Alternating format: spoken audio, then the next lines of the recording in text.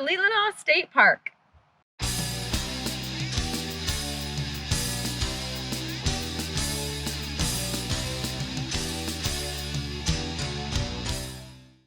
Leelanau State Park is in the northwest corner of Lower Michigan. So we are at the very tip of the pinky finger. Way up here. In Michigan.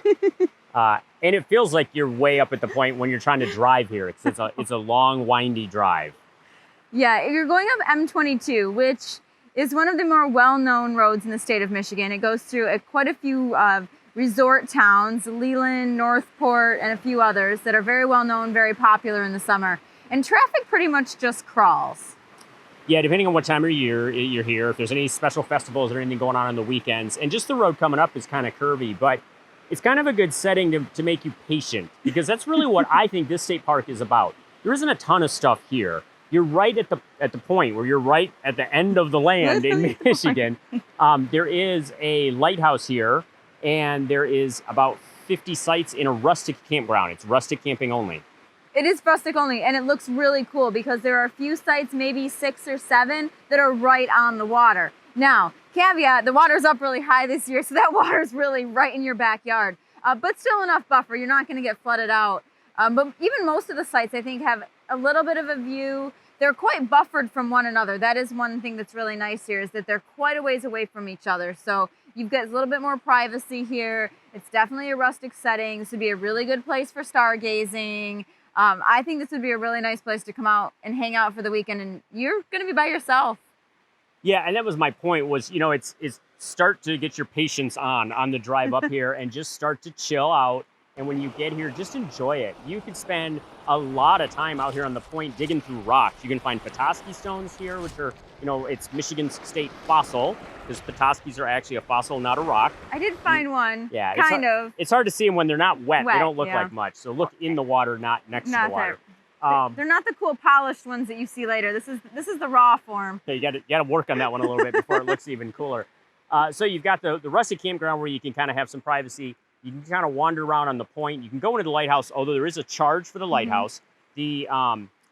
The fog museum, the fog machine. The fog machine? Yeah, that thing. Really, it's been turned into the shipwreck museum. It's not really an official shipwreck museum, but it's for this area. They're trying to. This is the point, and there has been a lot of shipwrecks over the years in this area, and so they're trying to get some money to go out there and find some of them, of the ones they have found, get the stuff back onto shore and restore it. So I think that building is open. There's a few little exhibits in there. They're asking for donations so that they can do a little bit of upkeep, but. Yeah, the foghorn building, whatever it is. Leghorn? Whatever that building is called. And the lighthouse are like from the late 1800s. Fog signal. Fog it's signal. A fog signal. Fog signal building. And the lighthouse are from early 1800s. So they need some upkeep, and they've done a really good job restoring it. But, give your money to go in if you want to climb the tower. Apparently you can go all the way up in the tower on this one, which you can't always do. So that's cool. No. Well, it's because this is a non-working lighthouse. It's been decommissioned, and there's actually just now a metal tower that the Coast Guard uses with an automated and modern signal. So they don't need the old frontal lens anymore in the old lighthouse. There are 8.5 miles of hiking trails. There have been some reviews online that people were disappointed, I think, because it's kind of a drive to get up here. And if you're just coming up for the day, I don't know if there's really a lot to do. But if you were going to consider staying at the rustic campground, I think it would be a really fun, take a 3-day weekend and just relax up here.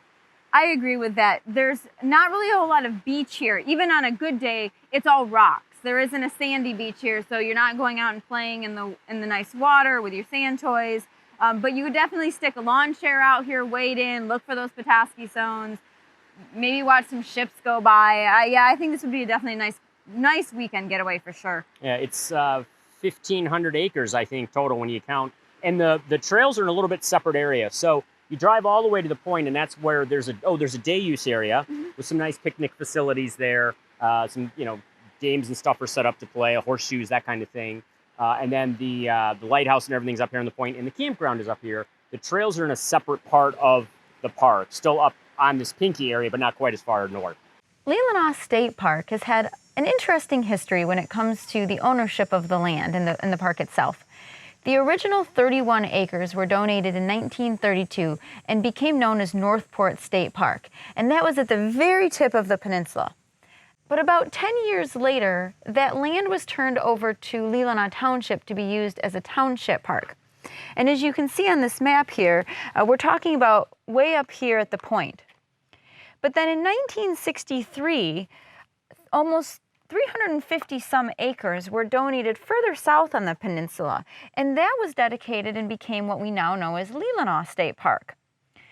And then again in 1974, another 10 years, those original 31 acres were turned back over to the state of Michigan again and was incorporated into Leelanau State Park. So Northport went away and Leelanau sort of expanded into this two-part park system. And I think it's just really interesting because today now they've been able to expand it and continue to add acres over the years as they were able to acquire it. And it's now almost 1,500 acres.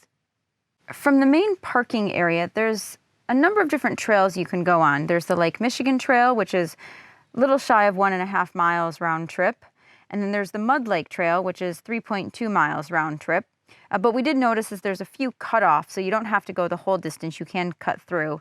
And you can get to the shoreline. And then there's also a scenic overlook available. So there's quite a few options if you wanted to go through them. I think it said total, it equaled about 8 miles if you really did all of the trails and all of the cutoffs. But the main trails, looks like it gives you a nice little variety.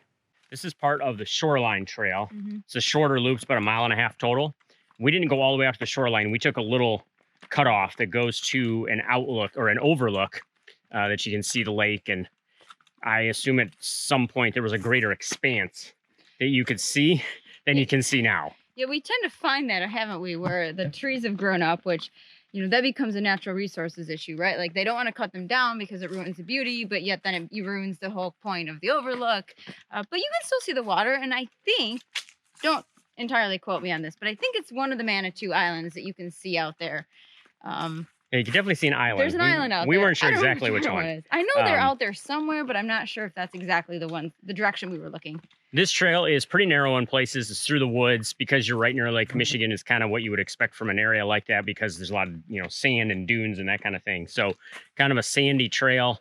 In the parts where it gets steeper, because you're kind of going up the overlook, the state has put in stairways.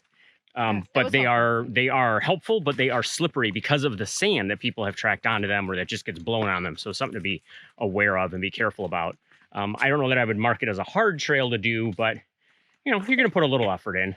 I guess coming from somebody who's still on the IR list at the moment, doable, but definitely not ADA accessible. Lots of roads, lots of stairs, lots of dirt, hills, and all sorts of things. So, I'm on, you know, getting better, but still have the walking stick, and that's been helpful, especially out here keeping my balance.